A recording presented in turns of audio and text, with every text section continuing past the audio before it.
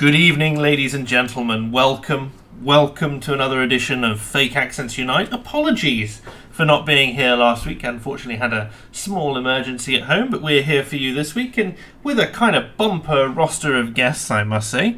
I'm joined, as always, by my, ever-present co-host, the Britisher. Good evening, sir. Good evening. How are we doing?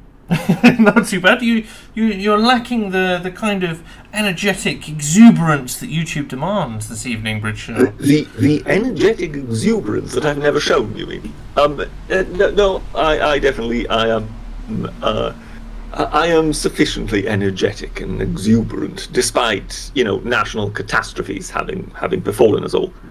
National catastrophes like somebody put the salad cream from the cupboard into the fridge, sort of thing. It's something, it's the equivalent of that. Teaser came again. We're also joined this evening by regular, long-time guest on the show, OhWine. Good evening, sir.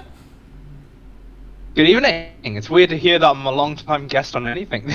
But yes, it's I mean, if you think about it realistically, you've been around for what? It's been a fair few months now, hasn't it? So yeah, almost a year now, I think. So I think we can safely assume that you're fairly regular now. And then we've also been joined this evening by... Have you ever been on the show before, Trig? I haven't been on the show before. Did you not come on the charity stream? I might have popped on. I occasionally pop onto sort of things like that. I might have done. I don't particularly remember. I might have been drinking or something. Maybe. I mean, we were all drinking. I think. But for a proper show, for a while, so yeah. For a proper show, I don't think you've been on properly. This is TriggerHippy, everyone, who is the progenitor of a talk show called Starman and the Boomer, and you are the titular Boomer, as we understand it. So I am the titular Boomer, indeed. Yeah, that's we do that with Scrump on Scrump's channel, and I've been talking about all the evils of democratization process that's been going on for the last 120 years across Europe, and how it was all much better with kings and queens and so on. Oh, I didn't ask for your life story, mate. Oh God. But no, pleasure to have you with us. Right, everybody. I think. Thank you. I think it's clear from the title of the stream tonight, which is Football Fallout Edition, that there's going to be one predominant topic of conversation, which is indeed the surrounding events of the particulars of the performance of one England football team in the final last night. There will be other stuff going on as well, lots of other little stories, but that's going to be the primary thrust of it. Did we all watch the game last night? Yes, surrounded by English watching it. I was oddly... I caught bits of it. I was oddly enough surrounded by the French in a pub in northeast London, who were supporting England. That was a strange situation to be in, but that was the closest pub that I could get to. But that was quite nice. Britisher, did you tune in? Well, of course I did, yes. I can only imagine that the French might have some sort of rivalry with the Italians over the colour blue. That's what we thought. Azure. Over the colour blue. Because the French always cry, Allez les bleus. And of course, in Italian, in Italy, they always refer to their team as Gli Azzurri. So both of them call their team the Blues. I used to know the reason why they were blue in Italy. I can't remember. Like I've forgotten it now. But it's to piss off the French. It was something to do. I think it's something to do with the house of the royal family. It was a royal thing to do with the Sardinia Piedmont, I believe. That's why I didn't know that. Okay. I mean, I know that various countries, always associated certain colours with themselves. For example, in car racing, they tended at times to abandon one colour and pick another, and then another country picked it up. So the The British always stuck with racing green, didn't they? Great You're colour. damn right. And Absolutely. the Jaguar. Italians had that pale blue for which Bugattis are famous for these days. And is it- but is then it- switched to red like Ferraris. Is it the Finnish who have the swastika still? For their Air Force? On their No, planes. no, That's to do with their planes. The swastika, the reason the Finns had the swastika was because their Air Force was founded by their getting a gift from, I believe, a Swedish nobleman whose symbol, whose family symbol had been the swastika.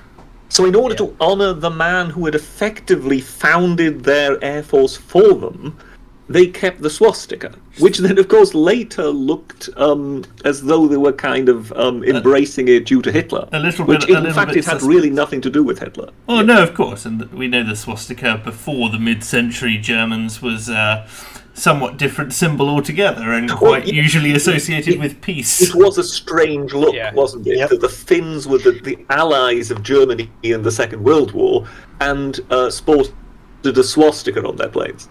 Indeed. They did remove it, The apparently. Finns would refute your reference of alliance. They Yeah, say they want nobody's side. they stood against the Russians from invading them, and therefore, Yes, I mean they yes. obviously they embraced the side that effectively was fighting the ones who would attack them. But nonetheless, So it de facto ended in an didn't the alliance. Finns technically declare war on everyone during World War II? We just hate you all! You're all going to burn! Yeah, so the Finns are just like, we're the third way, we're declaring war on all of you.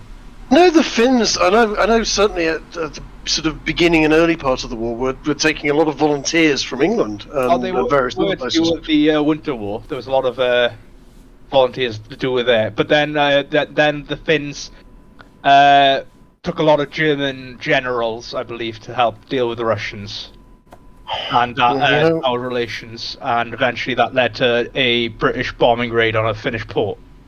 I think that's a bit poor form because there were an awful lot of Allied sides taking various German generals, scientists, etc. towards the end of the war and then letting them help them. I mean, let's look at NASA. What's interesting discussing the war again is that the Chinese, the nationalist Chinese, who had become a big ally in the war for us, initially began before the war when the Marco Polo Bridge happened in 1937, I believe. They actually had German troops and generals fighting alongside them against the Japanese. And training their army. It was a very weird state of affairs that only 3 years later those German generals be helping the Japanese against them. Yeah. Well, I guess that's just the way of sort of switching alliances, isn't it? Yeah, well, it was seen before the war that Japan would side with the British. Because typically that's the alliance in terms of wasn't there some? the British and the Japanese. Was he a Scotsman? I'm not sure. But there was definitely some Briton who was sort of instrumental in the Japanese building their carrier fleet. And even once the war had started, he just couldn't help himself and was still giving the Japanese advice. To the point where eventually, sort of behind the scenes, one kind of closed in on him and said, look, we've basically managed to intercept these communications you're having with the Japanese. You seem to be taking your duties a bit too far because they're the enemy by now, you bloody moron. I mean, clearly was he'd like to make sure his job was finished. One didn't want to sort of out a member of the House of Lords or whatever it was. Because there was a lot of before the war, there was a lot of British-Japanese crossover, especially when it came to navy. Because the general policy was to have the Japanese basically form up the British Pacific Fleet, so it freed up transports and ships to be focused in the North Atlantic should Germany go to war, as was the policy in World War One. So that they thought probably that would happen again, but obviously the Japanese had became rather fond of the mid-century German himself. So, yeah. Well, there was that, and then the Japanese were being crushed by the Americans and pushed into Pearl Harbor and various other things. But yes, complicated is Very complicated. Is that Well, particular I wouldn't situation? say they were being pushed into Pearl Harbor. I think that might be an overstatement. No, That's along the lines of someone saying, "Now look what you made me do." I mean, they were being starved out of their fuel supply. yes. yeah. Before What Pearl happened Harbor. to Hirohito, I'd say, was very similar to what happened to Kaiser Wilhelm in World War One. He got a bit of a combination of visions of grandeur with a few little excuses he could use. Yes, but as I say, it's not as if the Americans had some kind of God-given obligation to provide the Japanese with fuel for their warfare. So it's perhaps, as I say, it's perhaps an overstatement to sort of say that they were pushed into Pearl Harbor, as in, we will have to attack them now. As, one might also have been able to just sort of reduce the warring somewhat. Yeah. Sorry, Fair. so I didn't. This has become a World War II. That's quite all right. I marvel at our ability to tangent off and turn what was ostensibly going to be a chat about the football into a discussion of how mid-century Germans interacted with the Finnish Air Force. So, How long have you been streaming with me now, you naive little man? it's nearing 3 years, Britisher. Oh dear God! Yes, but by now surely you would have learned. Well, It does help that I've also been reading through Churchill's Great Crisis, which is a fantastic series of books about the lead up to World War One. By the way, Did I'd he recommend. favour a 4-4-2 formation, or Well, it's interesting. Him talking about naval formations is generally just like him talking about football formations. So he's like, "Oh, we had a 4-5-4." Talking about guns and stuff like that on destroyers. It's very fun. I'm sure you enjoy it, but I am going to guide us back to the football. So, we've had a couple of super chats come in. Jedi Knight Anakin Crinchwalker says, "Where are you when racism won football?" And Sitskoen says, 604,834 seconds late. Imagine being this late for work. Thank you very much, Sitskoen. So, yes, there's been the fallout really... happened to the Danes in football again? Sorry? They beat the Welsh 4-0, so I'm not saying anything. Well, so Scowen is Danish, isn't he? He is, yes. Yes, so I just thought I would take the opportunity to remind everyone what had happened. Oh, To the the Danish, not too long ago, yes. Your mistake, Britisher, is assuming that he cares about football in the slightest. But yeah, so You've got the feeling that he's more dedicated to the other national sport that is sort of raiding, looting, and raping. In Yorkshire. in, up and down the Cornish coast, yes. So we have a series of events which have surrounded the final. For those of you who don't know, it was 1-1, went to penalties, and then Italy won on penalties, 3-2. And really, the predictable response from the pundits has come out. First off, there was a misinformation campaign from the deep, dark realm of Twitter, which took a video of some... I believe they were England fans beating another England fan who had not paid for his ticket but had snuck on the premises, and this had been discovered, and they were just kicking him, basically. Well, not so much snuck on in. I mean, they forced their way in. Right. Some England fans did. Yeah, so making their way in, they haven't paid a ticket, it's expensive, it's the final, so they were having a scrap. And then, because the young man in question was black, they were saying, it didn't take long, did it? Like, as soon as we lose, to suddenly turn the racism taps on, right?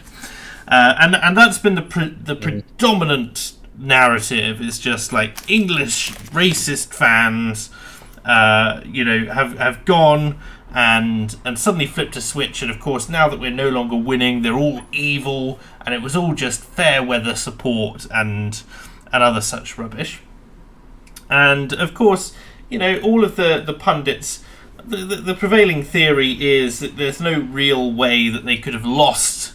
They could have lost in this, because if they had won, then it would be like, given the three young chaps who were black in the squad who took the penalties. If they'd won on those, they would be celebrated as great heroes, as Marcus Rashford is already for his rather stellar charity work, although more questionable politics. And they could have championed that, and these are the boys and who do it, and proof that a black man can achieve in Britain today. And then on the other side, you've got what actually happened, which is, of course, we lost.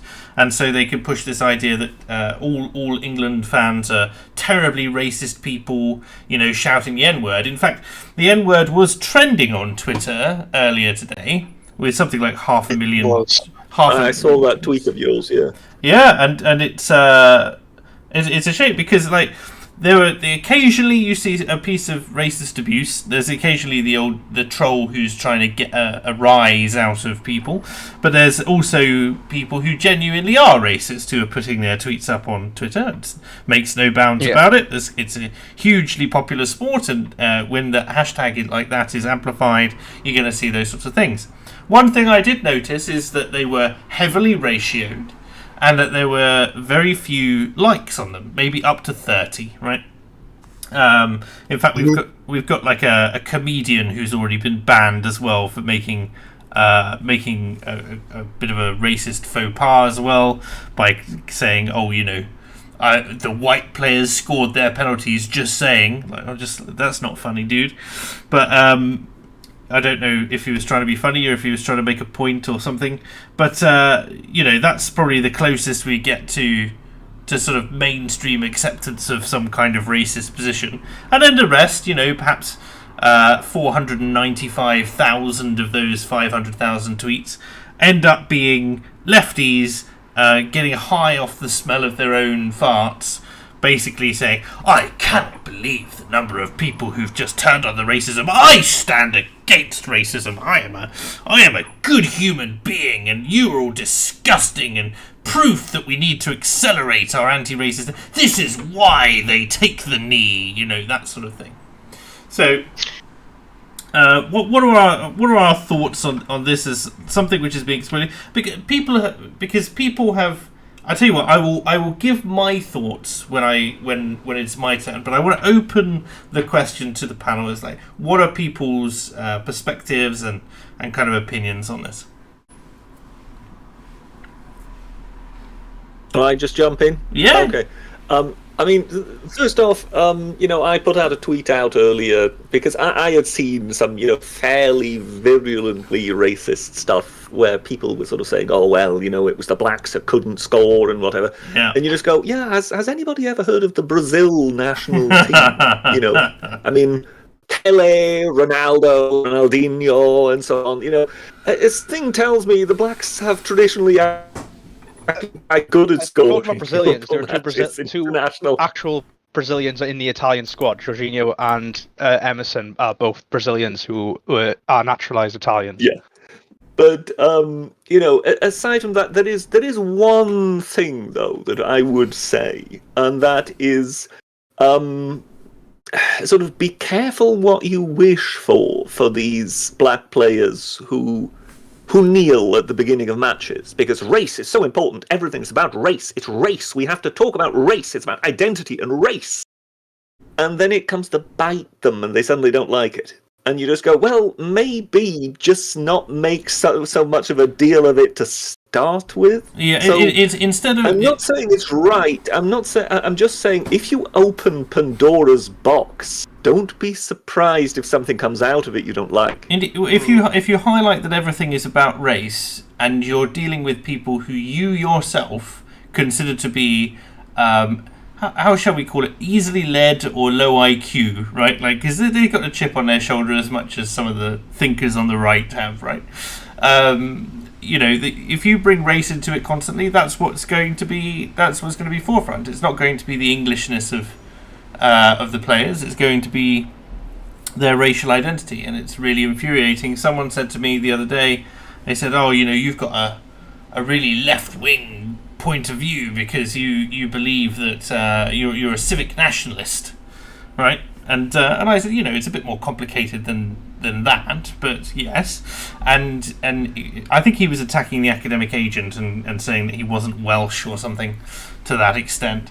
And it's just like some nonsense, absolute nonsense that someone who was born and raised in this country in the way that he was and is, is still a foreigner in the eyes of this person. So, like, if you highlight all of these divisive divisions and so on, it's completely pointless. When it comes to the reason for this as well, I think it's been stoked as well by Southgate will have chosen his penalty takers, and I think it was very rash to put a 19-year-old who's very inexperienced out on a field and say, take the most important shot of the last 55 years. At if we're going to do a bit of an analysis, I would say it's like, I think he's a forward, isn't it, Saka? So I'm not surprised in a way that he would be one of the players to take a penalty. But given that you know that the pressure only mounts as the penalties are taken, why exactly are you using your sort of really experienced international, who's the captain of the team? Why do you choose him to take the easiest of the penalties? And why do you then give it to a 19-year-old who also didn't have a very good match? No. Because other than for that one scene where Chiellini hauled him back and got a yellow card for it, I can't really ever remember hearing the name Saka very much during that match. So he had been pretty much nullified by the Italians. So he'd not had a particularly good day. So the first thing is, why do you choose someone who's not having a particularly good day? And secondly, why do you give it to a 19-year-old to take the hardest of all the penalties? As in, the sudden death penalty was handed to him. Also, another point is that he brought on two players in the last minute of extra time who were the two players to take the penalties. Those players hadn't really had a warm-up. Well, yeah, but I mean, there is a bit of a habit of that you put on your good penalty players, if your penalty takers towards the end. Other teams do the same thing. What I was surprised about was Harry Maguire taking a penalty. He's a great penalty taker. That was the best penalty of the night. He scored, but sure whether a central defender would be my first choice as a penalty taker. But here's the thing as well, that there are other takers who are quite capable. Shaw's quite a decent penalty taker. Grealish is a good taker. The thing, and they're both more experienced than Saka or Sancho, and Sancho barely played in the tournament. There were people there who were to take the kick, but Southgate decided that he would have. Rashford is a good spot taker. He did go the right way. It's just his shot was off. When it comes to those shots being off, I have one very simple advice to anybody wanting to take a penalty: kick the damn ball. Yeah, don't stop. As in, don't do these silly run-ups. Because also on the Italian side, the Jorginho, what it was called, it worked in the Spanish match. But obviously Pickford had also watched that match, so he knew what was to come. So when he interrupted his rhythm just before he scored, before he kicked, all that he was doing is distracting himself rather than the goalkeeper. Well, exactly. Plus, it allows because he hasn't got he's got less pace behind the ball because he's relying on his actual just leg strength. It gives the keeper more time to adjust. Yes, one of the good ways of taking a penalty, even if you're not particularly good at placing the ball, is effectively to do a Roberto Carlos run-up. Because the ball will travel with such unbelievable speed and ferocity that it's very hard to save the damn thing.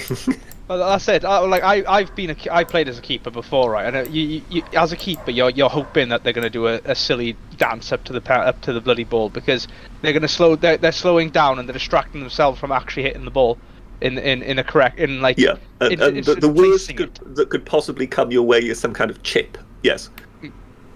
Exactly. If you get chipped, that's embarrassing. But can we can we also agree that, look, we know by now that England aren't any good at penalties. So, wouldn't one have expected in the last half of extra time for England to throw the kitchen sink at the opposition?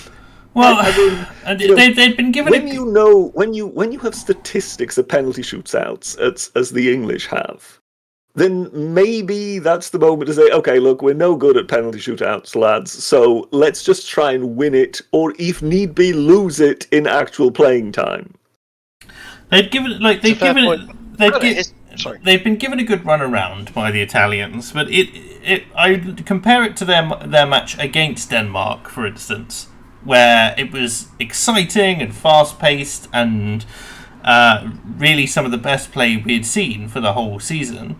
And then that went back to sort of, I mean, aside from the first 2 minutes, which seemed to be like start as you mean to go on kind of territory, very, very, I mean, nothing really happened. The Italians kept taking chances, and then eventually they got one through. That was the nature of it. It was a The pretty worst scrappy thing goal, that happened wasn't for it? England is that they scored early on because it meant they could sit back, which is now a good sign, because they would sit back if you score after 2 minutes. And the thing is, the goal they let in was scrappy. That was Pickford did quite well to reach it. He wanted to try and knock it around the post out for another corner, but he didn't quite do it. It hit the post, and then Mount, I believe, failed to cover his man.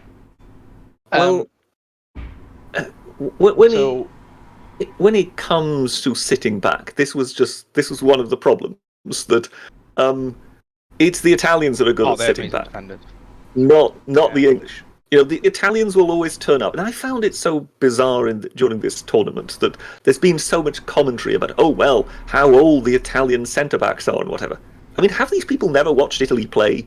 They always turn up with two grizzled, scarred centre-backs in the mid-30s who have seen it all and know how to handle things. The Italians have a history of old players playing fantastically in tournaments. So, your Pirlos, your Tottis, your Buffons. They were all old in their day when they were playing, and when they had amazing tournaments. And like previously, I think in 2006 when they won the World Cup, Totti was still playing. So this is a team with a track record of it. Whilst, and I don't like ever saying aging defenders, because defenders and keepers you can go on for a lot longer than you could if you were a striker, because it's not necessarily about the pace; it's about your positioning. Yes, but as I say, the Italians tend to build a team around their defence, and they've always got absolutely solid defenders at the back, and they tend to go for experience. And over the years, when I sort of watch these football tournaments, the Italians are particularly famous for these grizzled defenders and sort of shark-like forwards.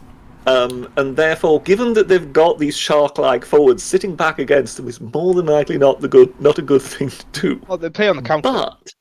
But one of the things that you have to say, and given that I grew up on the continent, they have a different attitude towards football over there, or the playing of football. Should we say it follows a different doctrine? Oh yes. And there's a reason why other European teams have won more trophies than the English, and that is because of the style of play. It isn't surprising that England, when they scored, tended to score early on in matches. So they come in, pumped up, lots of adrenaline, they run around like crazy, and then they start to tire. And as they start to tire, the other teams who don't play this sort of high-octane, fast-paced football, but are technically more skilled, tend to get the better of them. And I'm afraid this was, to a certain extent, what happened again yesterday. Albeit, I had the feeling that at least one of those Italians shouldn't have been on the pitch at the end. And more than likely, at least half of the Italian team should have been booked, because there were quite a few professional fouls that were being done, each one of which gets a yellow card, But as I say, other than Chiellini, I can't really remember anybody doing a professional foul and getting a yellow card. Because the Itais, they realised that this was a referee who was letting a lot of stuff go. So they played according to the referee. And I think that is, again, one of the things that some of the better European sides are good at, not just with the referees, but also with their opponents. They play according to their opponent. England tend to play according to what they're good at. So they don't necessarily vary that much according to which opponent they're playing. Whereas you get the feeling that sort of, teams like Belgium, Germany, Italy, Spain, they're able to adapt their game a bit according to who they play against. And yes, I would love to have seen England win, but you could see sort of the Italian craftiness beginning to shine through, and you felt, yeah, they're going to do this, aren't they? And when it went to penalties, yeah, you just knew the track record of England in penalties was terrible. And again, you just looked at those Italians, an experienced side with sort of these sort of semi-psychotic, shark-like forwards, and you went, yeah, they're more than likely going to do well at penalties. I'll also note that Donnarumma is one of the best keepers when it comes to penalties. Oh yes, apparently he has an absolutely terrifying record at stopping penalties. Oh, yes. He does. He's fantastic at it. But then again, the Italians have got a tradition of great keepers. I mean, Buffon was he was the last sort of very long-standing goalkeeper, and of course before him it was Dino Zoff, who also was in goal for them for something like 20 years, and was widely regarded as one of the best goalkeepers on the planet. Yeah. Some of the Germans when it comes to keepers. Yes. Yeah, except of course the Germans. There were one or two German keepers in the past. I recall one in particular who took out a French forward. Was he Schumacher? I'm not sure. I'm misremembering the name. Maybe someone in the chat knows. Sort of permed hair with a moustache, came out with no other intent other than the outright kill of the French forward coming at him, and I think never got a card for it.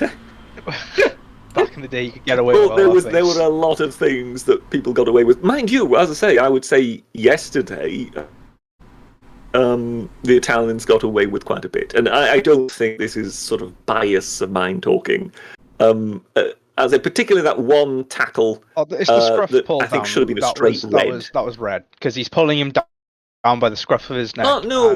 The Chiellini, that I just thought was just a professional foul, basically. He realised that the other side was going to attack, so it wasn't a severe foul. Nobody was hurt or damaged. It wasn't dangerous play. It was just a professional foul. That's a straight yellow, and he did get a yellow. Much more of that should have been happening. When it came to that tackle that was stubbed up into Grealish, a straight red. I thought there was no debate there. I didn't understand how that guy got a yellow. I think what happened was the other chap ended up rolling around for a minute or two to pretend that he'd hurt himself, and like that managed to convince the referee that it was just an unfortunate collision.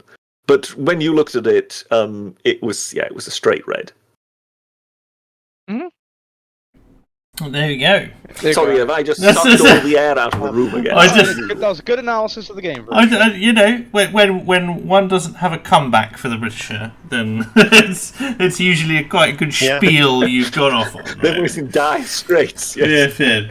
But you get these weird sort of pieces, right? So you get things like BBC News saying Euro 2020 final. How does England get over more penalty disappointment? Like, for goodness sake, they've gone into two major tournaments, the last two major tournaments. They did the semi-finals and then the finals, right? So you can't. They're a young team. They're progressing. They're at the top of their game. They're going in at the top of it. Like, but you know why this piece has been commissioned, and it's not. It's because they know that they're also pushing the the racial abuse angle. And so what they're relying on is people like James Harrison in the comments here saying, apparently the minority of fans get over it by racially abusing players. And that is what the whole of the comment chain is about, pretty much. Is just people doing it, apart from one person who appears to have a sane head on their shoulders and saying, you got further than the past 50 years, pretty much. You nearly broke the record. You did break the world record for the fastest goal in a cup final. You also got further than like every other nation apart from Italy. Like, what more do you want from these people? Yeah. This is it. Like, England haven't got to a final since '66 as well. That's another thing that's not they don't have a trophy, But like, so this is good progression, and their players that, like, again, are remarkably young, and you got a World Cup next year, so as I said on Twitter, Italy peaked too soon. Yeah, well, next year though, maybe. the thing is, the Argentines and the Brazilians are both seeming to be playing well again, so that's the big. Oh, they'll manage to somehow undo themselves as per usual. But and then the French turn up for World Cups like they do in rugby. It's the same thing. It's like the French turn up only when the matter arises. Yeah. I don't know. The French also have got a bit like the Dutch. The French have the ability to completely self-destruct. They either play well, or it's just a complete disaster with one or two players walking out and total bickering and whatever. So the French are perfectly capable of those things. Yeah, wasn't it 2010 where the whole squad just walked out of training and refused to train? Something like that. Yeah, it was. But yeah, so it's funny in that regard. I'm not really that fascinated by club football, but I love to watch the national game. I love to watch it because it's, it is representative of the national mentalities, the national stereotypes in a way. And I mean, you just look at how these various countries play, and you just realise that yes, there is something. There are these stark differences between the nations. The Germans are really methodical, and they plan everything out so systematic. They've got Plan 17B for everything. And then you look at the Italians, and it's very crafty, it's very guileful, it's very and Spanish like a flamenco dance. Well, I mean, it's funny because the Spanish have completely reinvented themselves over the years. I love the old Spanish. The Inquisition. Admittedly, the old Spanish didn't really win very much. Oh. But the new Spanish with their tiki-taka football, it's the most boring thing ever invented because nobody wants to see a team have the ball for 40 minutes and do nothing else but play sideways. It's just, I'm sorry, but at some point you have to remember that there's a crowd there and you're supposed to do something. I mean, I remember, was it at the World Cup? I'm not sure, where the Spanish actually had the audacity of putting a team out without a forward. Yes, they did. In the last World Cup, they lost. And it was just one of those things where you just went, "Oh, for the love of God, why don't you all just, It's... No, but I believe they lost that game 6-1 to Netherlands. Sorry. Well, thank God, yes. But it's. I mean, this time around, I was heartily pleased when Italy knocked out Spain because I loved the old Spanish, which were really sort of, it had sort of the matador spirit. They had something similar a bit to the Italians. They would tend to send out sort of grizzled old defenders like Hierro and whatever. But you would have sort of the odd matador somewhere either in the forward section or in midfield. It would be fun to watch. I think for a long time they were just about the unluckiest team in international football.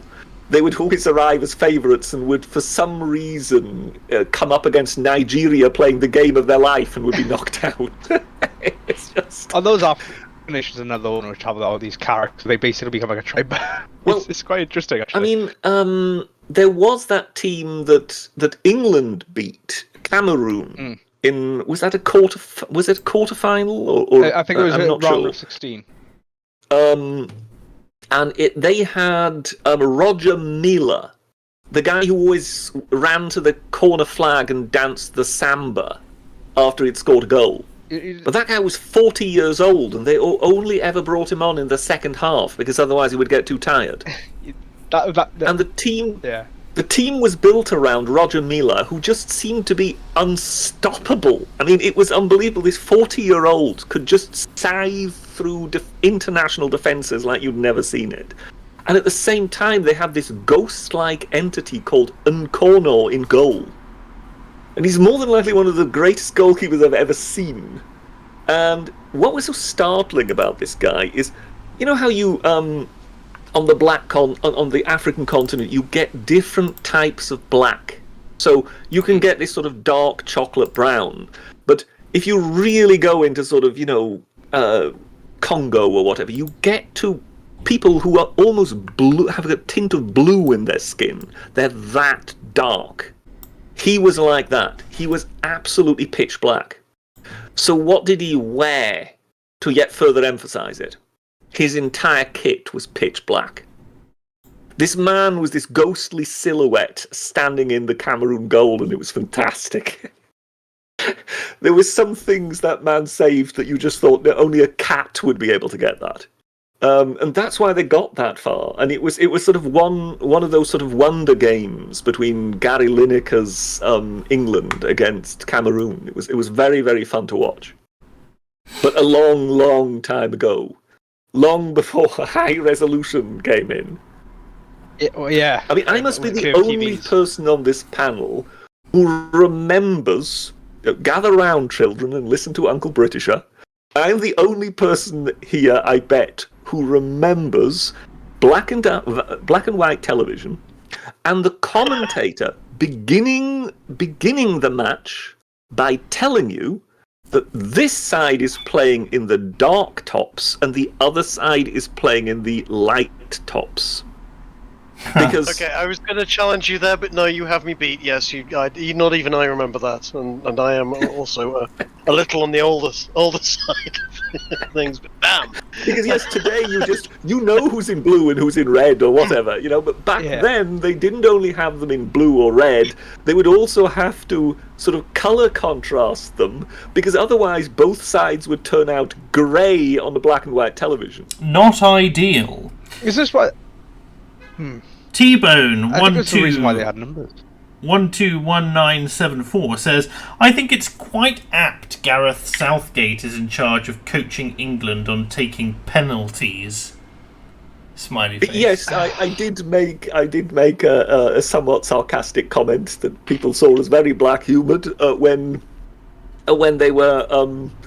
they were selecting their team and preparing for penalties. I suggested that what he was telling them was that it doesn't matter if you miss, you can always become England manager and get to a final. Man. Thanks for that, T-Bone. We have had a few other interesting things. So you get things like this, which is Harry Kane coming out and making the easiest statement of his entire life to say racism bad. That's going on the BBC. Darren Grimes made a tweet. He's still apparently relevant. Said something along the lines of, was it less politics or something? Less politics in sport. Or keep politics or more. Focus more on penalties and less on politics or something to that extent. And then, of course, he's getting ratioed by the FBP lot.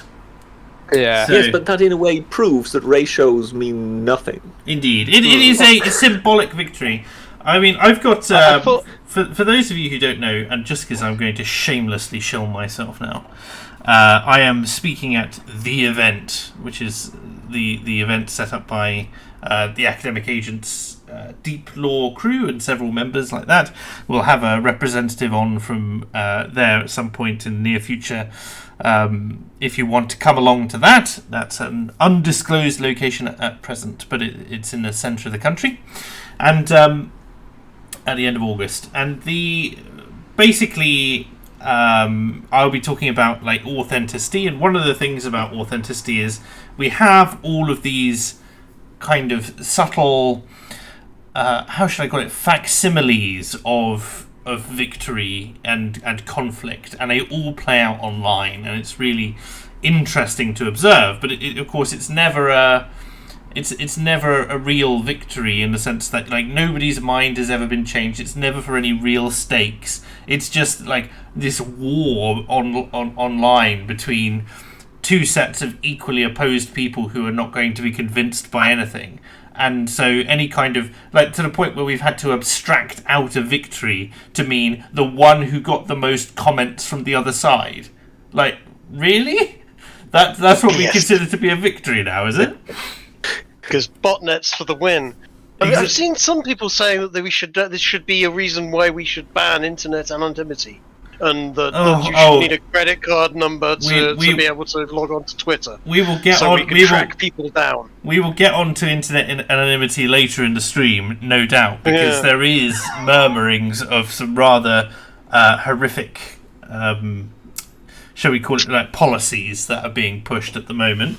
But I've got that. In fact, we'll bring it on now, just because it is linked in with all this stuff. So this is a lady called Nicola Roberts, who was a member of Girls Aloud, if you remember that band.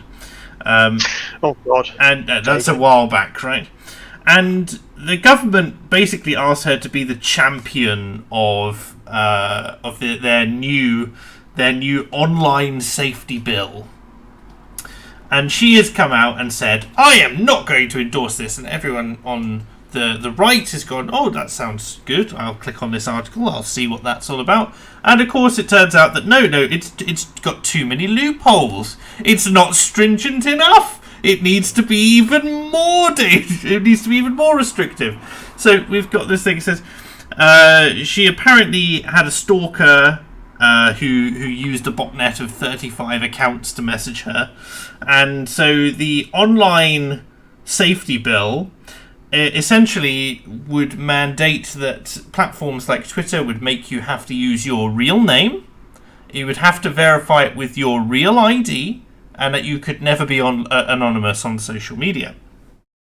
And she says, I'm unconcerned with chasing the rabbit. I would rather just fill the hole. And basically said that, she's using this abuse that Marcus Rashford... That could be misunderstood as one of the rudest things ever said. I know. Yeah. But because of this abuse that Rashford, Sancho and Saka have had, she has strengthened her conviction that legislation need be tougher. And again, this is front page news on the BBC, much as we might consider it to be, kind of vapid that a D-list celebrity has somehow come back out and again and supports a particularly heinous piece of legislation. But the reason that this is being introduced, of course, as we know, is in aid of the grander narrative, which is in order to restrict our freedoms online once again.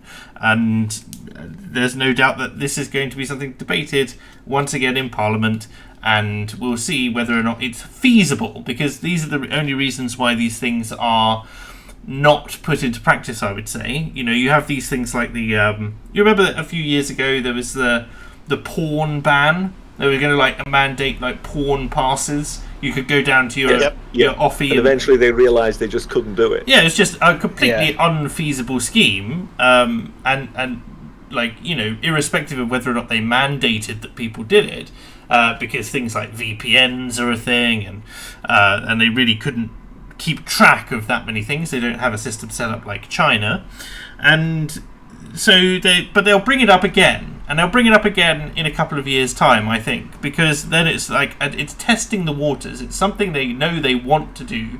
They want to restrict your life in this way.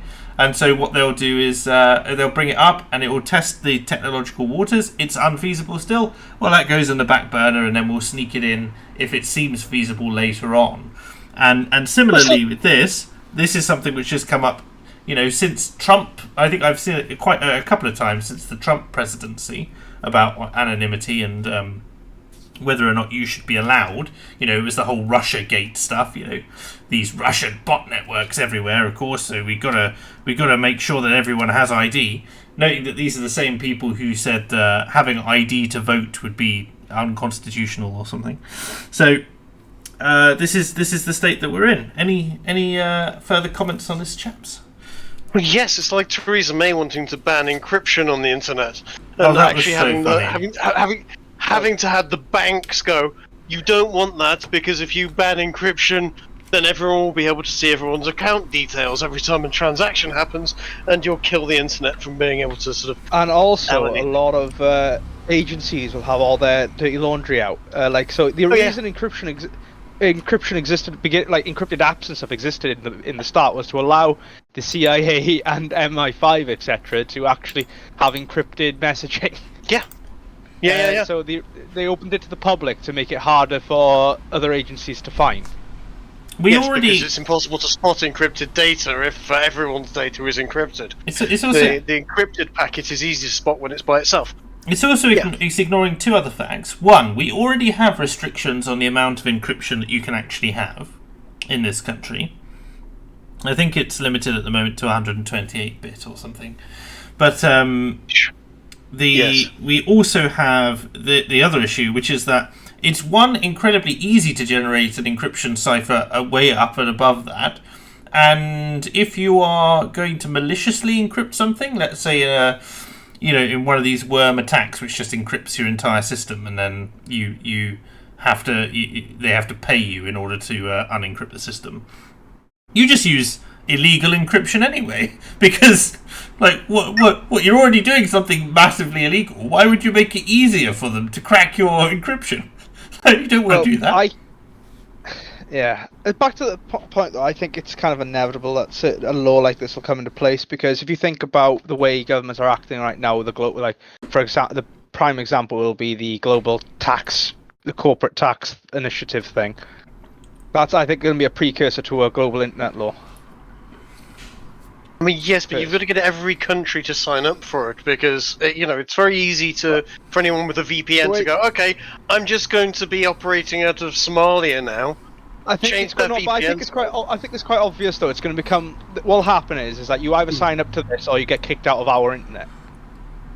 Yeah, I'm not sure. This seems spurious. I'm just not sure whether you can get the countries to see eye to eye on that. When it comes to sort of the tax thing, that's more of a sort of an existential thing for the sort of developed economies, who have to stem the development that eventually everything would turn out in tax havens. So basically the entire economy would be operating out of tax havens, and they just end up with nothing. One can see that there is basically a self-interest in the countries to get together and sort this. Whereas when it comes to what people might or might not be allowed to say online, I would just think that there will always be some countries, I mean, the Americans spring to mind, who will just go, no, we're not signing up for that. And that would make it rather difficult. So I'm not sure that it's quite as inevitable as you put it. I don't think so. It'll come in, I think, over large trading blocks. You'll see these kind of standardized taxes tested out in places like the EU.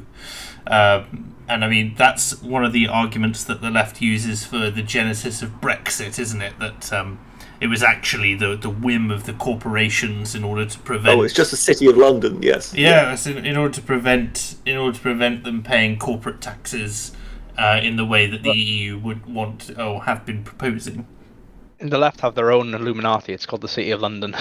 Just watch them lectures from left-wing professors on the City of London controlling everything. I mean, the City of London is a pretty dodgy place, but yeah. To be fair, yes, they're not far. But it's funny because the funniest thing about the City of London, it was found just so it could be a dodgy place. Yeah, exactly. The Queen could not go there. The King. Yeah, it's technically a republic within the United Kingdom, which is surreal. Yes, the nation within a nation, and they don't think it's quite what got Stoke and Bishop Auckland to vote Tory. No, I don't think so. Not at all. No. In fact, let me look up. Americans, if you want to see the model for your country, look at the City of London. Let me see here. The City of London is a city, ceremonial county, and local government district. and essentially it is referred to as the city, if that wasn't intimidating enough. Also known as the Square Mile, and essentially it's just the UK's finance industry in its entirety lives in this block, and it has a load of very strange. It has its own flag. It's got its own flag. It's got its own There's mayor. a griffin, isn't there? Basically, whenever you step into the City of London and you're in London, you pass one of these griffins holding one of these shields with the flag on it. The big crest, yeah. And basically it's a St. George cross with a sword on it, isn't it? That's the thing. But yeah, maybe we'll do some research on the City of London and put that in another stream, but we'll see. Or perhaps it belongs in the Foundations podcast, who knows. But there are also the Coco Chanel lampposts. Coco Chanel lampposts? Yes, you will find in some places, the old lampposts have got that sort of that double C, one of them, flipped and sort of interlocked. And the saying is that the then Lord Mayor of London was having an affair with Coco Chanel when those things went up. Oh. Dodgy as. Yes, I forgot about this. It has its own police force. Yes. Thank you for that, Colin P. Smith. A lot of strange handshakes go off there as well. I've from personal recollection, I've had some very odd-shaped handshakes from people in the city. I mean, with the kind of bars that you frequent, Trigger, I'm not surprised. Hey, that's totally unrelated. I mean, your co-host for your show is literally the Trap King. Yes, but that doesn't. Well, I'm not even going to go on to clubs and pubs that I've been in, so I'm just going to implicate myself in all sorts of criminal and nefarious enterprises. Well, let's move on then. I think we've talked enough about these kind of dodgy legislations and them testing the waters with them, unsurprisingly. But we have a couple of conflicting stories here. So, about this morning, Boris Johnson announced people will not be expected to show their vaccination status before being granted access to large-scale events or businesses from the 19th of July. So, track and trace and all that jazz not going to be mandated, which in some ways sounds good. And yet, it has confirmed plans to introduce a domestic vaccine certification scheme.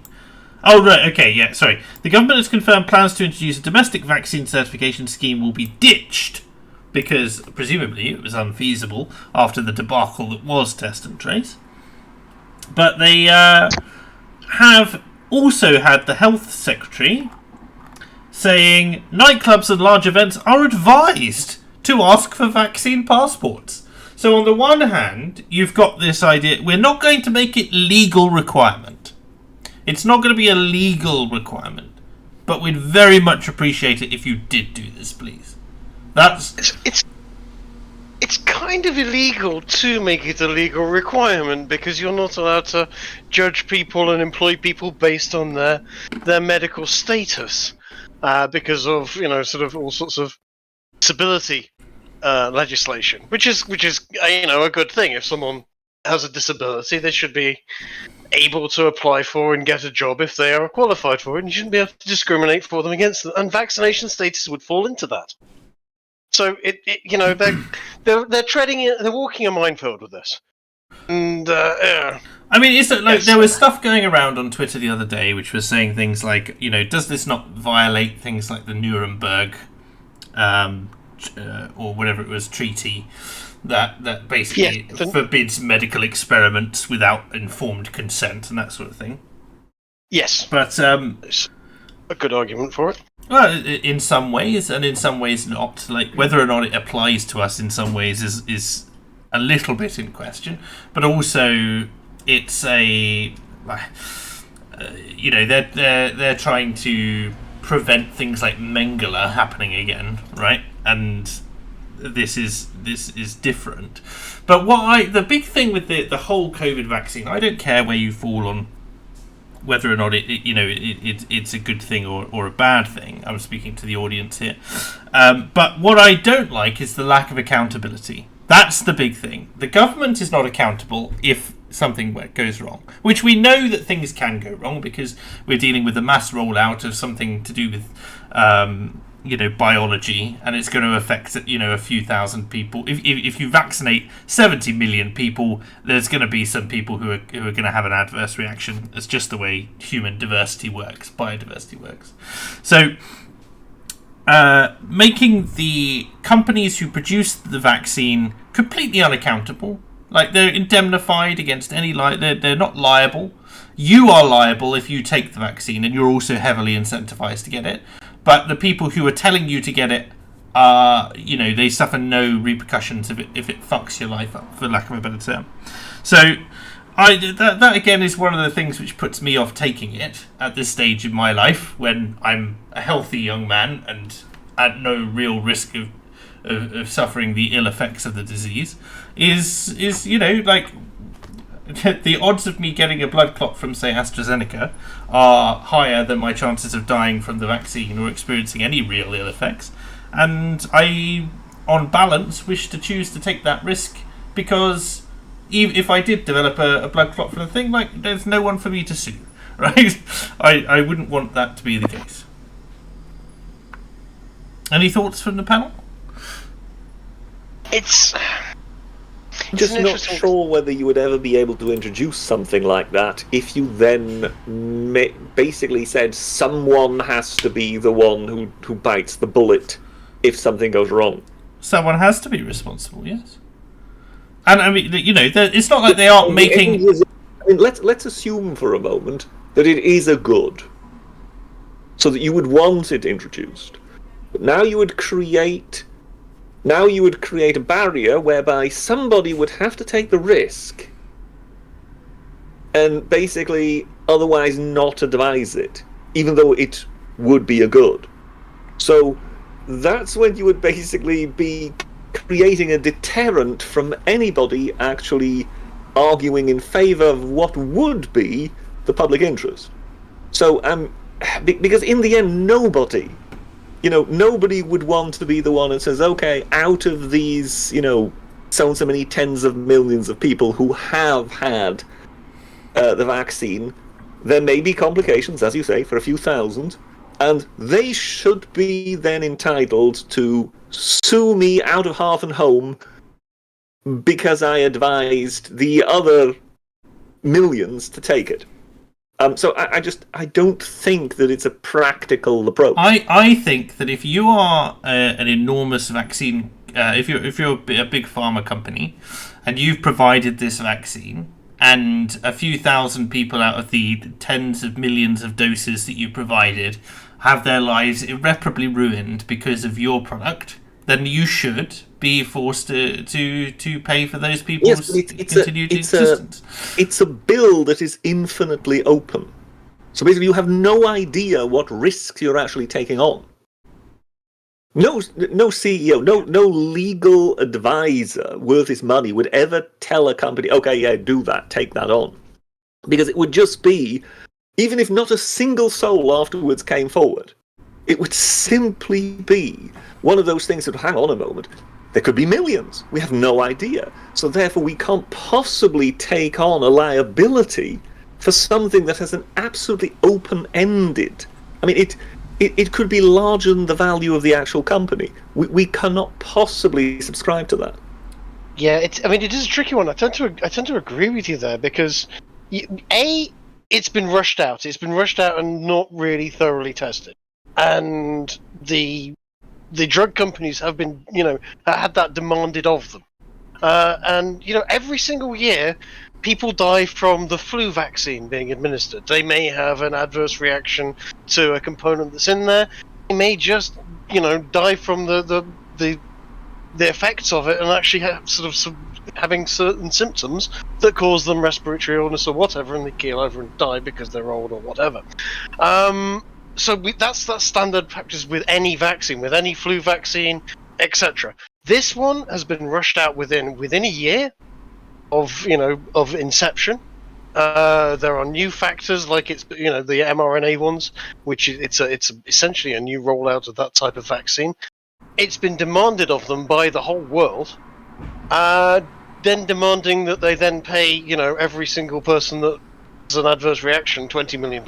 Yeah, as you said, it will ruin their companies, and I don't think it will. They're not making this at cost. They are making I know billions out of this.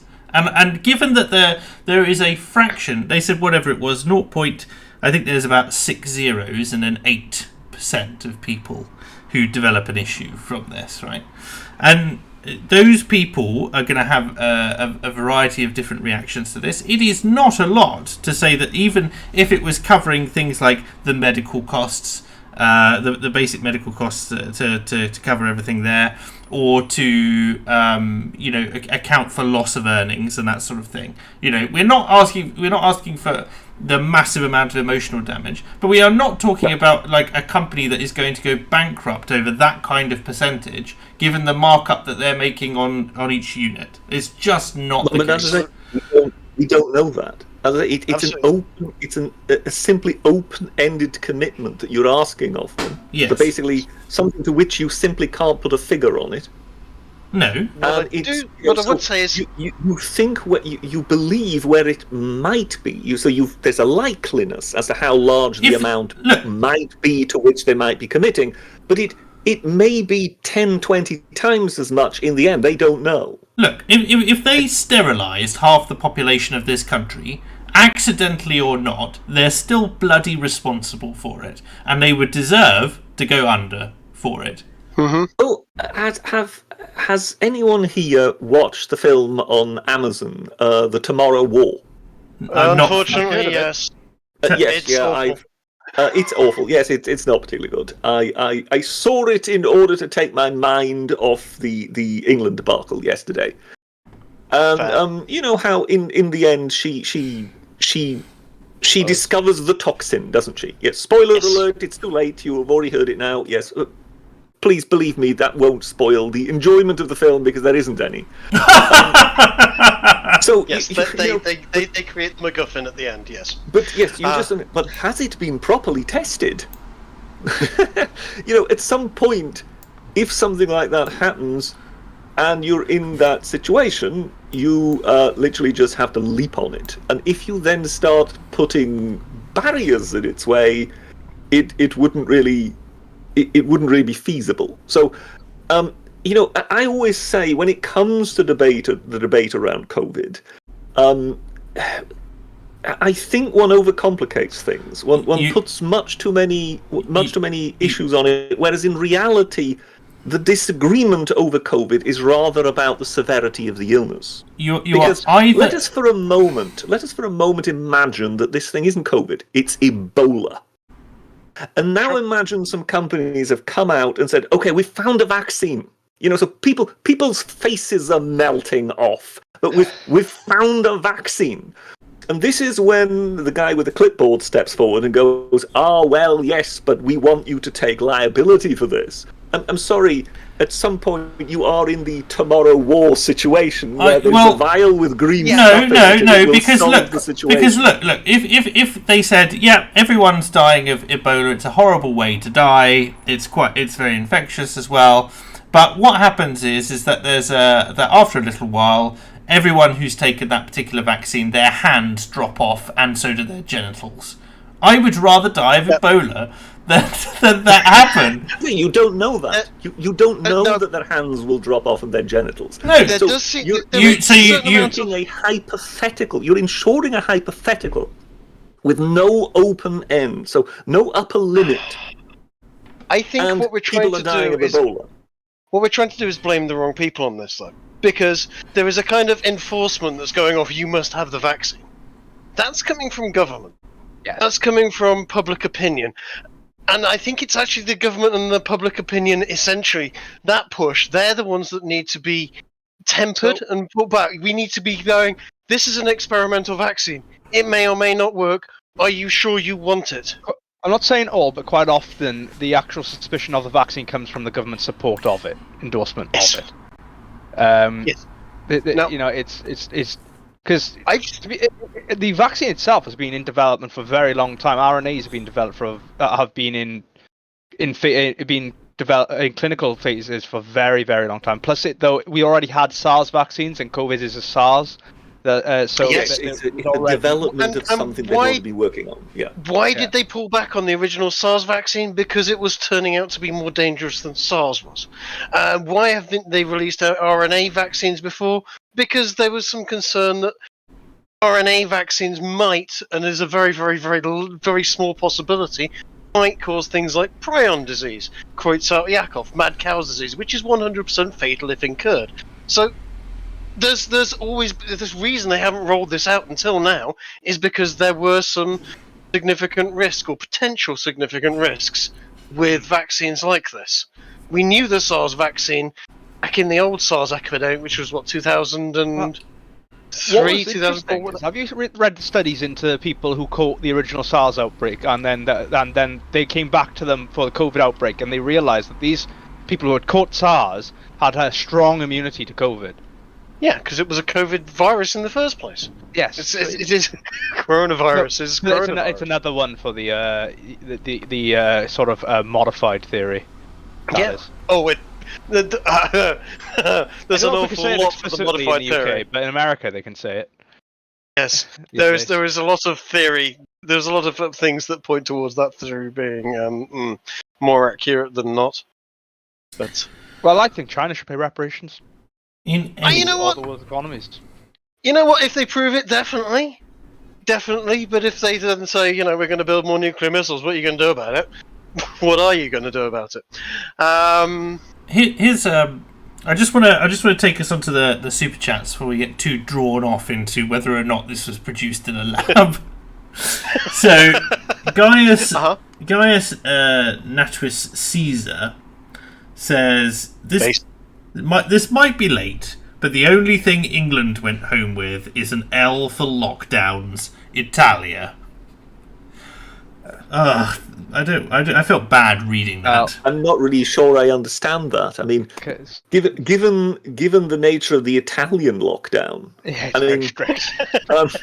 You remember them singing on the balconies and the Pope doing his blessing to a completely empty square, and Andrea Bocelli singing outside the Duomo in Milan with not a soul there. I kind of feel bad for the French because they have curfews, man.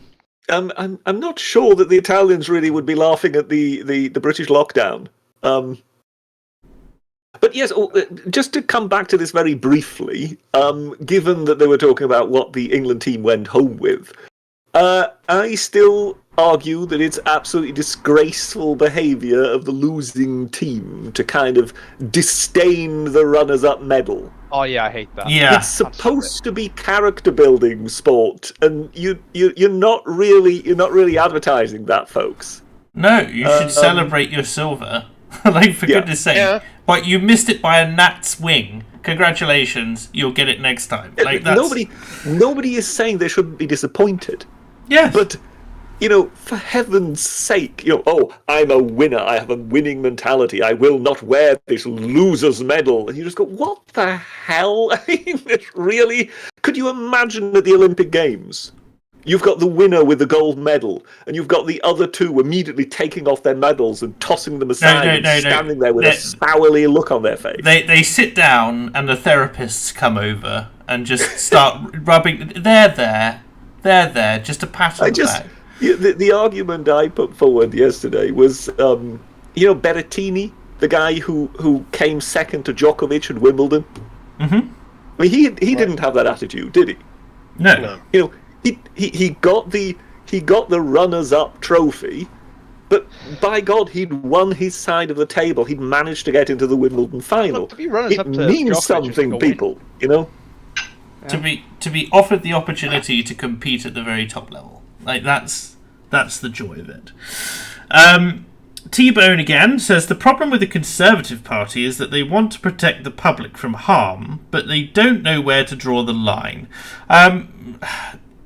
It's very difficult to imagine what it's like being... I don't like giving rope or leeway to politicians because they're in the position they are But Give him rope. one of the things that a tree as well. But one of the curious things that I've been thinking about recently, when you deal with things like the World Economic Forum and a lot of these kind of globo homo sort of NGOs and multinationals and millionaires and billionaires and so on, who want to make a change in the world, and the reason that they are thinking about things in terms of making a change in the world is they have the means to. And so once again we have this issue of politicians in our country who there must be something to do.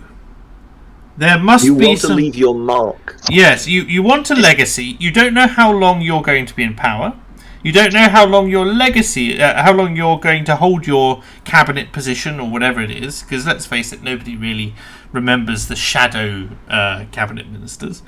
And you need to, whilst you're in office, then make a quote-unquote positive impact on the UK so that you can then go off to whatever cushy private job that you go to or retire, knowing that, of course, you left a stamp on the nation that shall never be erased. And, like becoming the chairman of the British Museum. Right. And have you heard about George Osborne getting that cushy job? Of course he did. Yeah. Goodness sake. Good God. Anyway, so sorry. You have this. So they want to protect the public from harm, and of course they've got all their experts. But it's this weird marriage, isn't it? Between you've got scientists who are terrible at writing policy, whose science and modelling is often flawed, who have to present themselves. Because the scientists who get into government are the ones who have that kind of chip on their shoulder, I am always right, etc. There's a reason why Neil Ferguson keeps being trotted out. And it's not because he's a particularly good scientist, but he can present the face to the right people, which means that they'll keep using him, evil as that happens to be. And then you've got the policymakers, who again vary wildly in their consistency and their competence. And it really just tends to be a case of, I think, the right policy at the right time with the right person who just seems to happen to have the right grip on the situation. And what we've seen for what I would consider what we've seen to be for the last 12 months or more is not that. And I think very often it is not that. And to some extent, I think it's almost random chance as to whether or not a policy actually does well, as opposed to it ever being truly intended. I don't know what your experience is. Yeah, I mean, Trig and I'm pretty sure you've got a bit more experience than I do of politics through the age, shall we say. I was going to say, is it the job of the government to be the moral arbiter of the country? We saw how big a mess. No, I don't think it is, because America tried this way back in the 1920s with, prohibition of alcohol. What did they do? They created the mafia. They created organised crime, and huge swathe of people ended up very, very rich and powerful, and their government has never recovered from it. They've had so many politicians and so many judges that are now influenced by those organisations that were created at that time. They ended that. They created prohibition of drugs, and they created huge amounts of problems from that. There's a reason why historically many people have tried to separate church and state, because the church tends to be the moral arbiter. Well, I know they tell you how to behave, but they go, we would like you to behave this way, we suggest it's a good idea for you to behave this way. The government says, don't do X, Y, and Z, otherwise, you're treading on other people's rights. But by and large, it wasn't trying to judge you for behaving in certain ways that weren't affecting adversely other people. So here's my thoughts on that. The first is that you're right in the sense that the government in and of itself shouldn't be the moral arbitration of society. The way our society is currently set up, it certainly is. I mean, little things like it controls the national curriculum. In fact, the whole idea of a national curriculum is somewhat. I mean, you can see why it took off as an idea and wasn't resisted, especially in the public schools, and that's because it's easy. Sorry. It's easy to, like, you no longer have to come up with a curriculum. Your teachers don't even have to be particularly competent at their own subjects, because they only have to teach a set of subjects. So what I do with the curriculum, I had an idea about this. I think that sorry, should have... let me just finish on the sort of general thing, and if you can come back to the curriculum if you like. But the a lot of our moral arbitration now does come from that curriculum, because people don't have the backbone of religion. Rightly or wrongly, people don't have the backbone of religion. But they are also, because of the rise of the internet age, we have an awful lot of parents who are not acting as the moral arbitration for their children. They've deferred that responsibility onto both the state and also like various groups. It's like their kids are raised by creches, then they move into the education system. Their children are raised with the role models from popular media and etc. And again, like, some of this is inevitable, because as the age at which we have children has increased, so now I think the average age to have a child is 31. When you have a child at that age, you are effectively locking out grandparents, for instance. I had a chat with a friend of mine recently who said, you being... I said, look, I want to get married at some point in my life, not next week, right?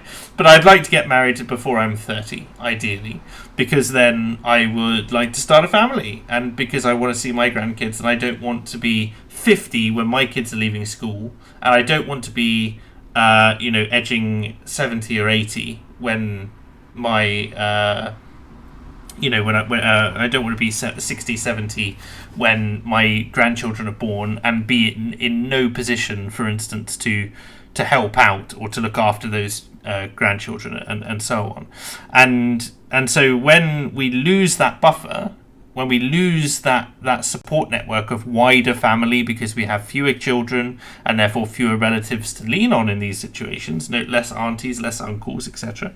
And then what happens? We end up relying more and more on the state strictures and structures, because they on one hand you have no real choice, and on the other they're providing something which you can no longer, or are no longer, providing. It's quite depressing, if I'm honest. It's because of we have entire generations now of adults who have gone through the state schooling system where they've been taught that the school sets the moral standards.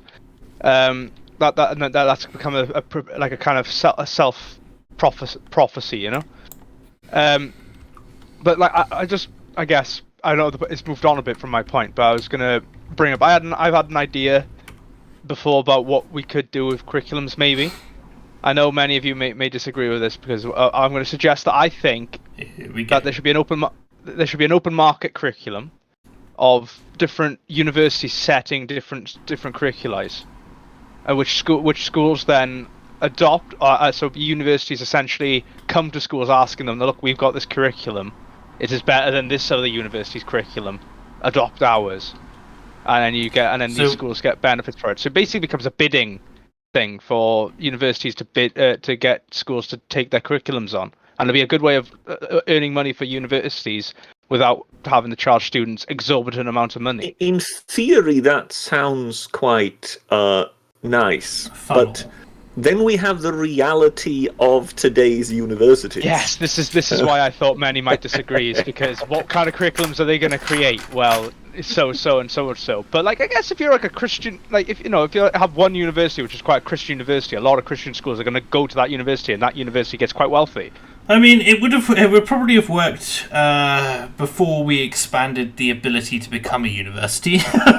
Well, again, that's another thing that needs to be gotten rid of. We need that, like, this is in Road to Somewhere by David Goodhart's book, which is very good, by the way, about when it comes to the UK education system especially, is that we need to essentially halve the amount of universities and create trade schools again, and create specialist, like, kind of schools for nursing, policing. We don't need them to be university taught. Well, of course, you know that those already exist, but also you know that there's an issue with, let's say you stripped half the universities in a country of their university status, and exactly what happens to the degrees that those universities handed still can out have previously. degrees. Yes, but they're effectively rendered worthless when you're going, well, I have a degree in this from the University of, I don't know, Greenwich or something, and they say, well, the University of Greenwich is now Greenwich Polytechnic again. You know, like what it's a bit worthless. Well, Isn't here's it? the thing. Yeah, Here's the thing, NSO. In the new world, so of employment, I've found that degrees from from schools that are considered more work focused, so not like academic colleges, can especially when you come in engineering fields, are far more valuable. Well, Employers will see that as more valuable. I would say that some of those, former schools and colleges and whatever that are now supposedly universities, it isn't as if they've suddenly branched out and they're sort of studying Latin or something like that. Most of them still basically center around the very thing they were a school of before.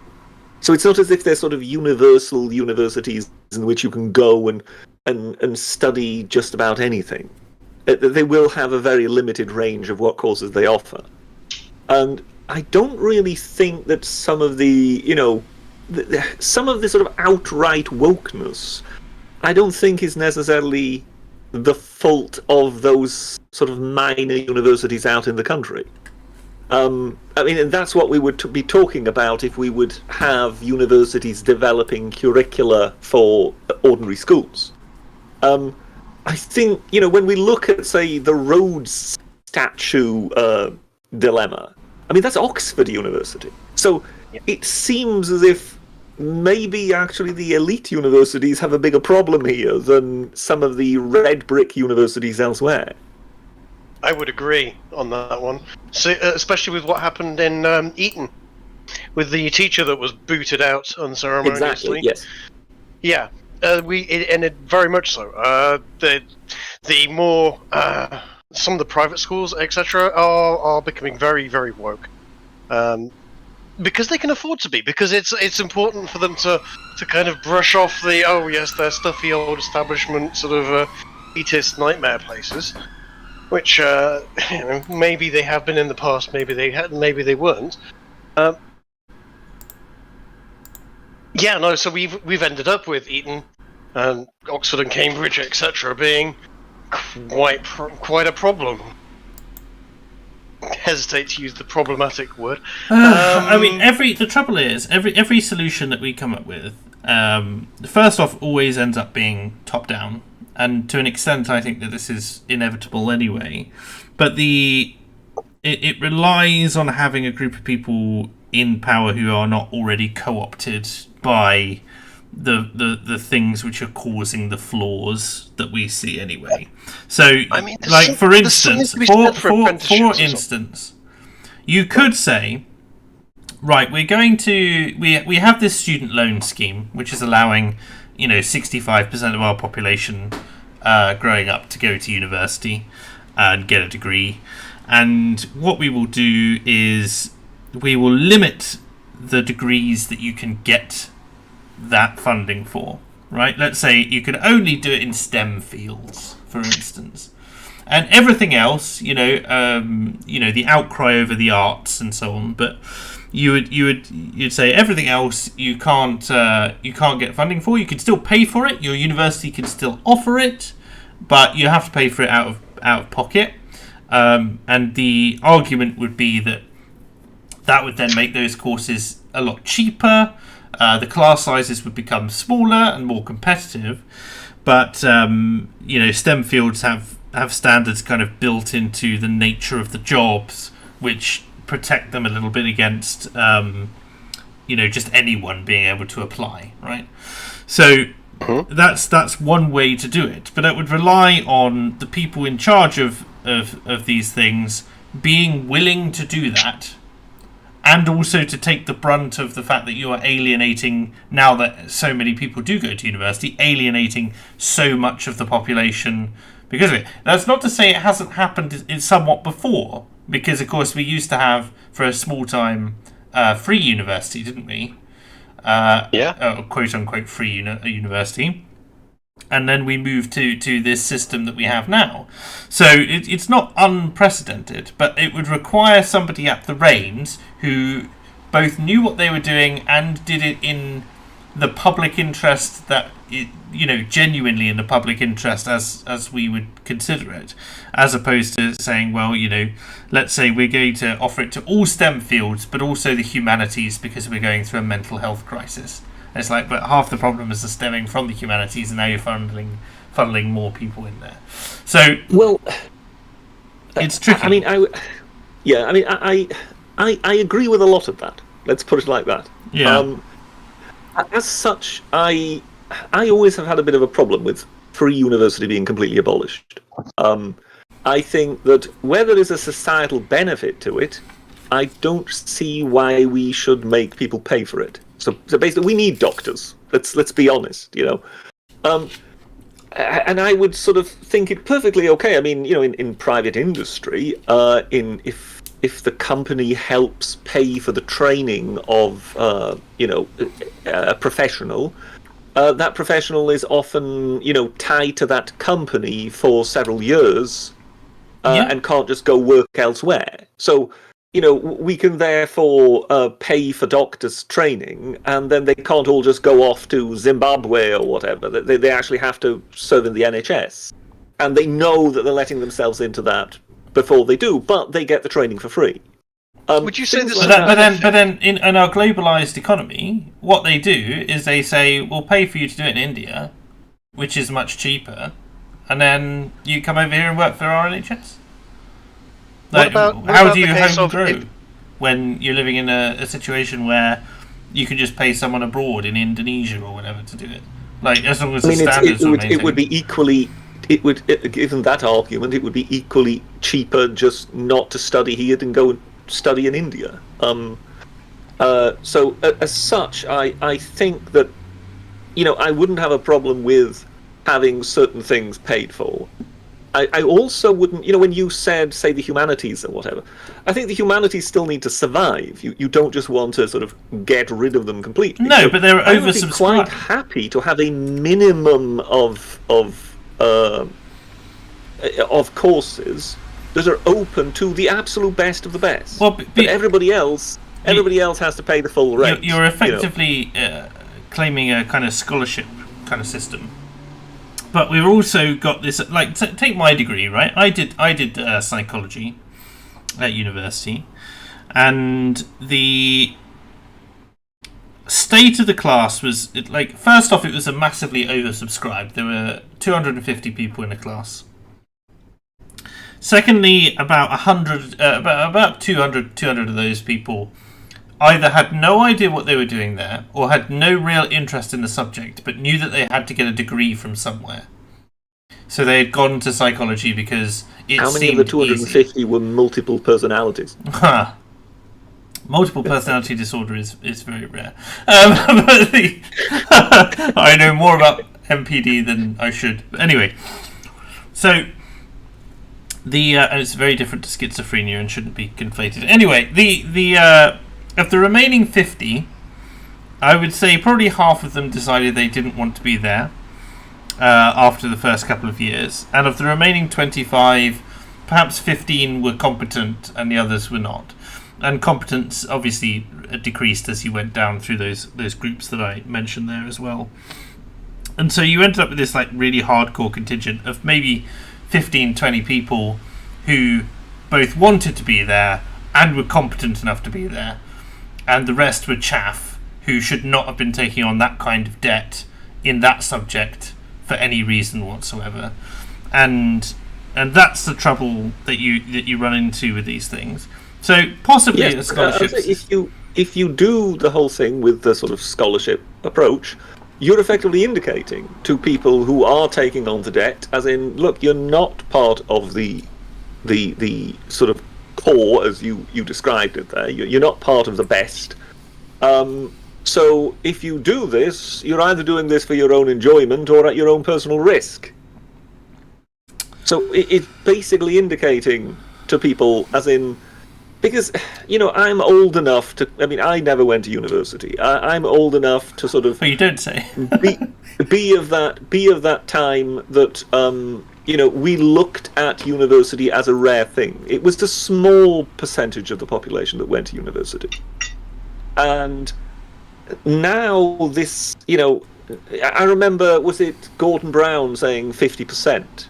And that's what let people in who now say you don't say when you say you didn't go to university. But yes, I mean, to me, the 50%, that's just a nightmare. It's ridiculous. Who are supposed to be the plumbers? Who are supposed to be the electricians? I understand that they were sort of misguided by this entire idea of it's a knowledge economy. But nonetheless, the people haven't suddenly got more intelligent. That's the overall population hasn't suddenly got more intelligent, and therefore, where is this great surge in university population supposed to be coming from? You're now finding plumbers and electricians are out earning in hourly rates. Oh yes. At university. You also get easily. you need a degree to go and flip burgers in McDonald's. And I know that's a meme, but I've seen. I used to work in recruitment for a while. I have seen people demanding degrees for the most menial jobs ever. And these days I'd rather people go. I used to tell people to go and get themselves an MCSE rather than a degree, because you could get a Microsoft certification and become a network engineer, certainly back in the 90s, and earn 50, 70, 100 grand within 3 to 4 months. These days, a heavy goods ticket can be just as valuable as a degree. Yeah. So, like, building, if you know how to drive, say, a crane, you are in the money.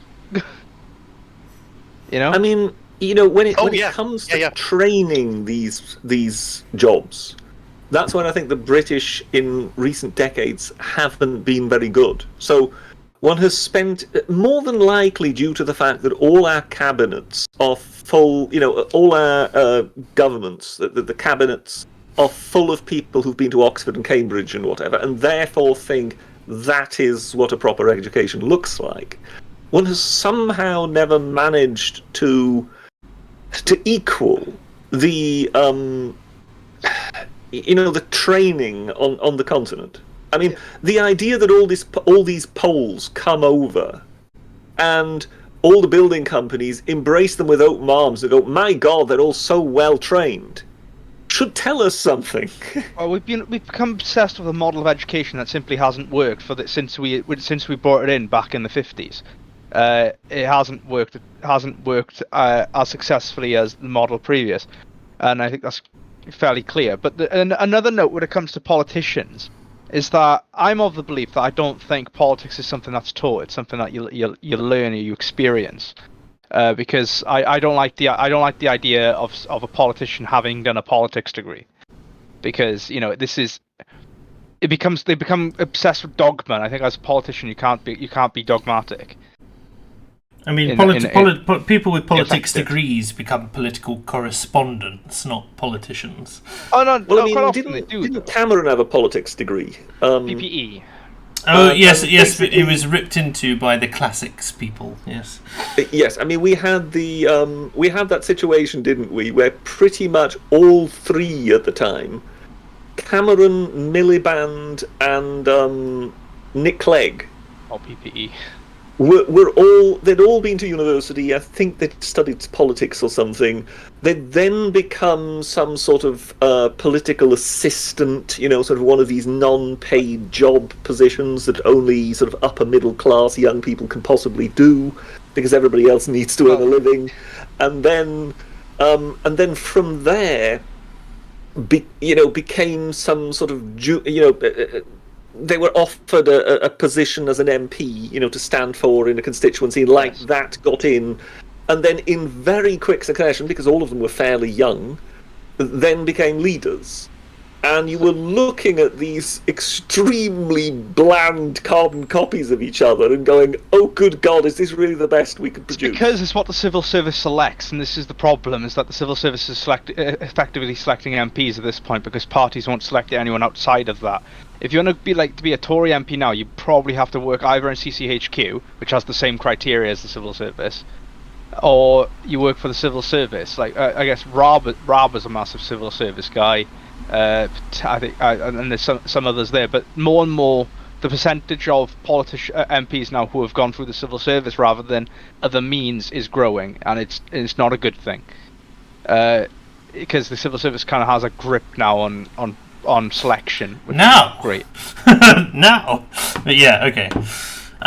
Somehow, just in the back of my mind, I can see Sir Humphrey smiling mildly. Indeed, yeah, yes. Yes. Super chat comes in from Gaia Caesar again. Says, "Get the state out of funding loans, return to free markets." I think the difficulty is that you have to, if you're going to offer education for free, then it has to be for free, and then free at the point of use, as it were, and then taxed through other means. If you're going to offer loans, then you need to have, because it's for education, like the special. I don't think the American system works, for instance, of their enormous student loans. No.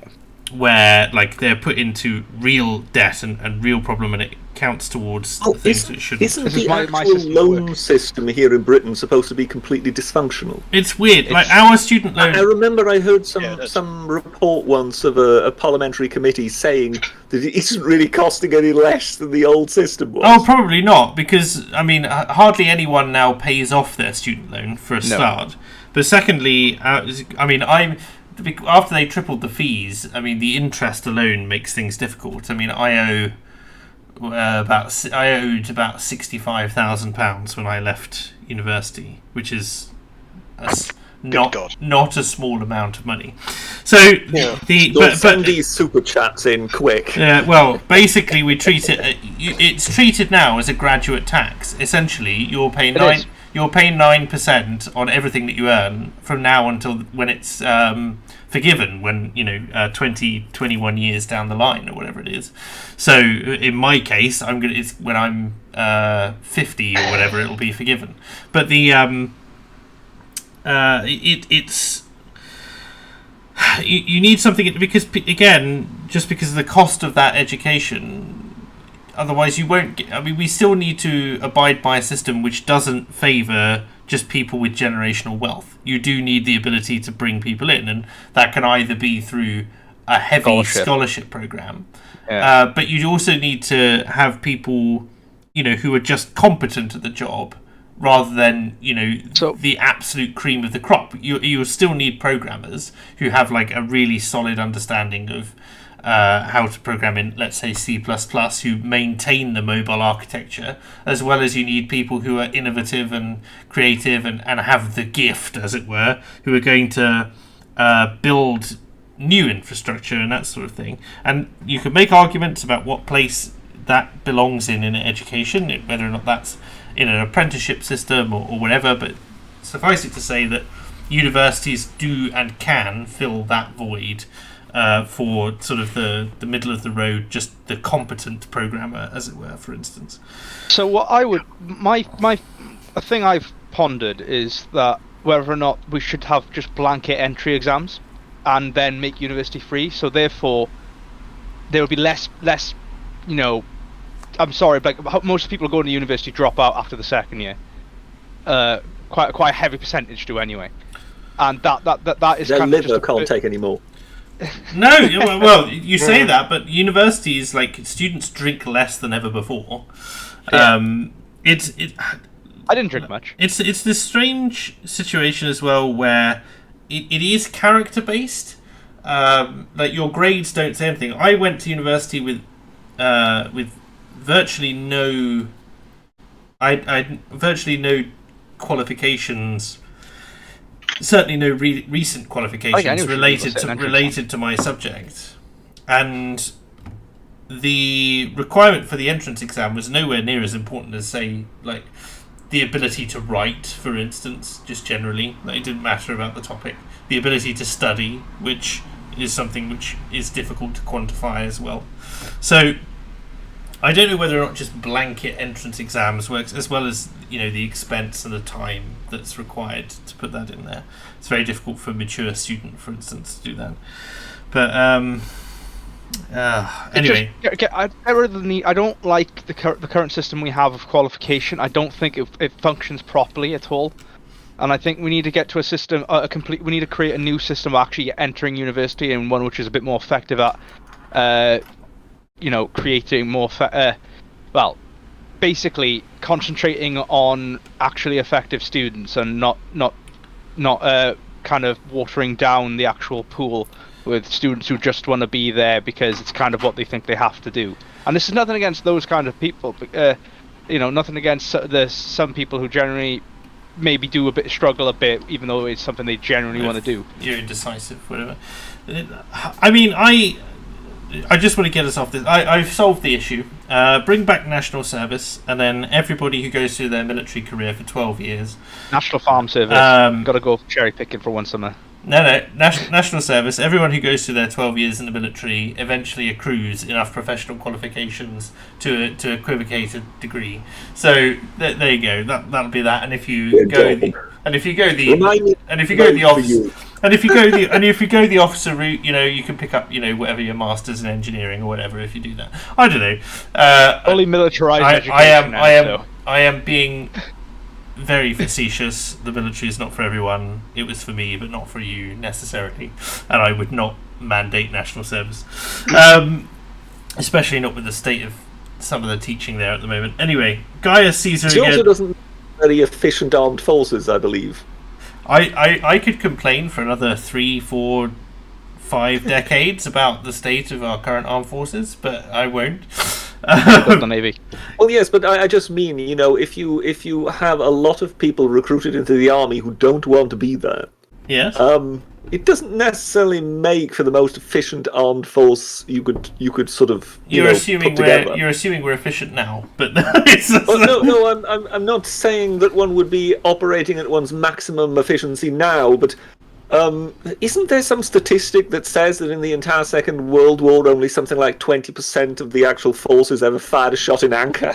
Yeah, Yes, and very few do nowadays as well. Although So I would say when you basically get a bunch of conscripts in, it doesn't necessarily make the most killer army you could possibly imagine. in the most anal memey kind of way possible, it would solve our understaffing issue.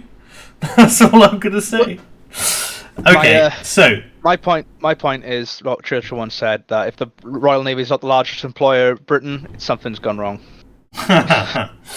Gaius Caesar says me, who's been coasting off my GI Bill to go to university. Well, do you know what? I say if you can go to university for free, then do it, because there are things that you'll learn there which will be useful to you.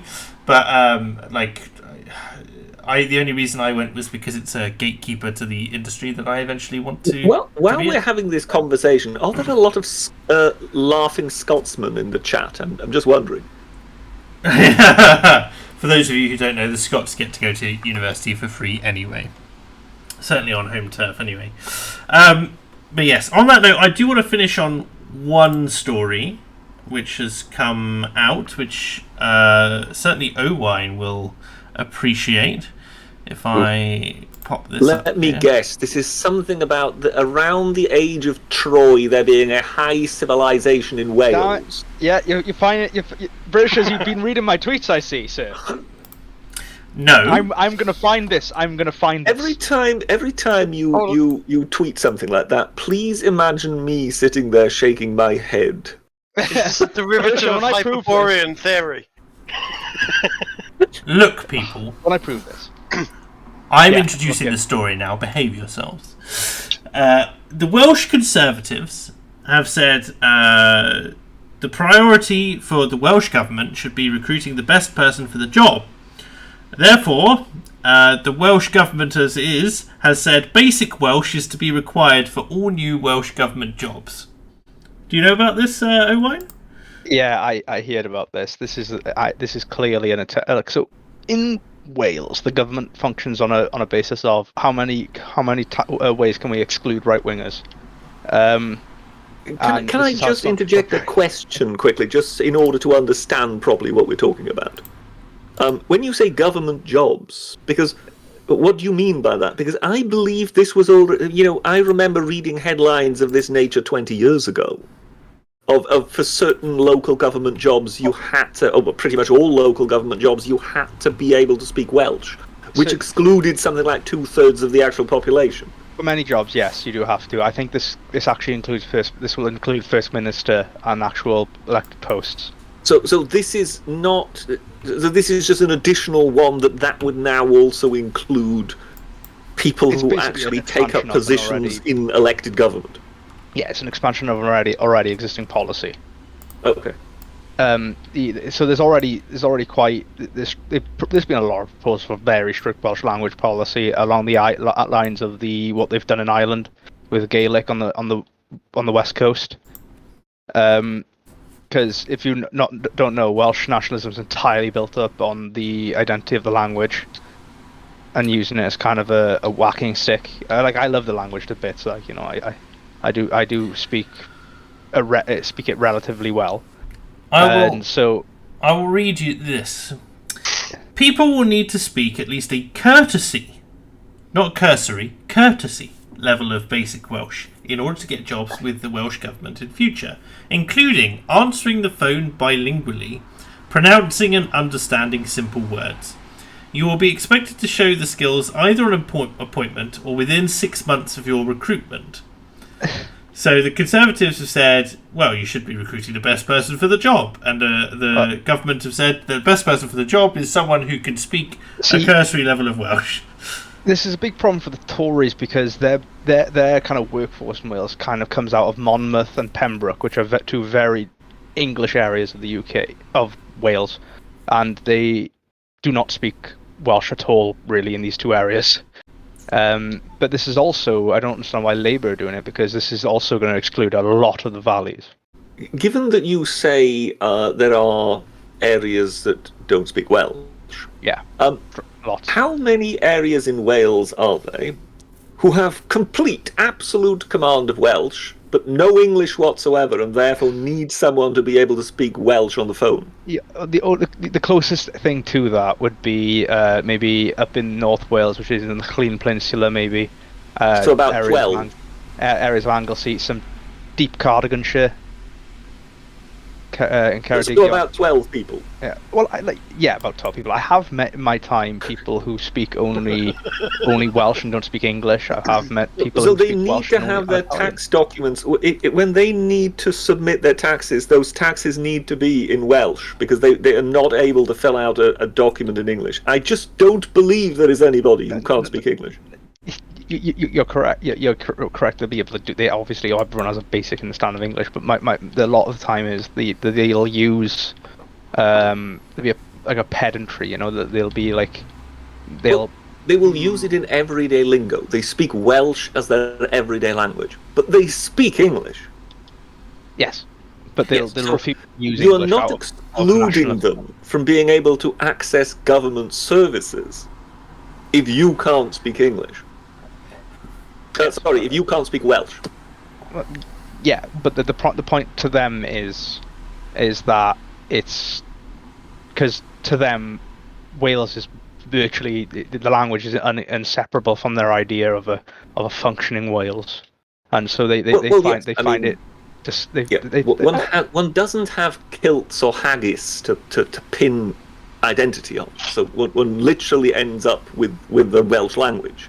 And it is also true that the Welsh language was, well, pretty much near death when the original measures were introduced, whereby, one introduced it in education and one introduced a sort of obligation that if you wanted to be in local government or something like that, you needed to be able to speak Welsh. And the entire point of that was to resurrect the Welsh language. A language which the Welsh themselves had been given up in favour of English.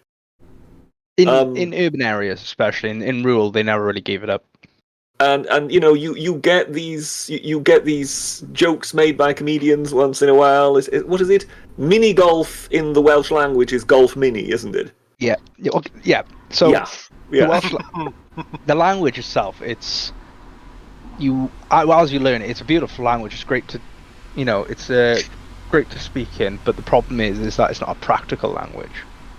It's not a science. Because it very hasn't been bad. updated over the centuries. It hasn't been It's not. updated over the centuries because it was largely falling into disuse. So is microwave pop-de ping and is ironing board smoothio? I need to know if this is So Board smoothio. pop-de ping, right? So a pop-de is a baker is like an oven, a bakery or something like that. you were about to say yes. Yeah. It's not. I think microwave is something just a Welsh version of microwave. Whilst, Yeah, but do they have a word for micro in Welsh?